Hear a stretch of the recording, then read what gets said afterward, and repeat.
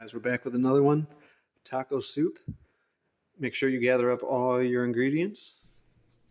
And we got our special chef there in the background. Okay, first thing you want to do is get a pan heated up. And this time, instead of oil, we're going to use some butter. And while you're waiting for the pan up, you want to do something in the meantime. So you have a lot of canned ingredients for this recipe, so I like to use the can opener to get them open. Some have a tab. I don't know if I like it. And as always, you cut up your onions. You know, don't take too much time. I think I just julienned the onion. You throw them in that pan we had heating up earlier.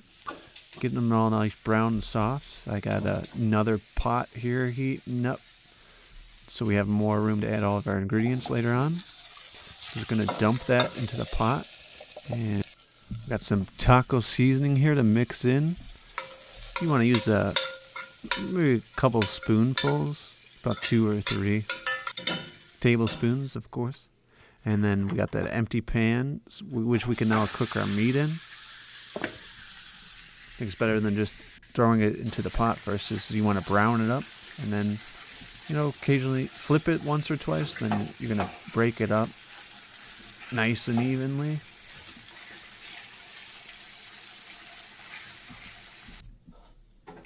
Nice. Nice. Dump it carefully into the pot. I spilled here, as you can see. That was fun. I got some mad. I forgot to record me adding all the ingredients in, but we added all the ingredients into the pot after the meat, and we just let that boil. And then once it's boiling, you just let it simmer for 20 to 30 minutes or longer, depending on how thick you want to get to the soup. And after that, you can make yourself a nice bowl here. I added some guacamole. I'm adding some shredded cheese here. Some tortilla chips, crucial for taco soup. And some sour cream.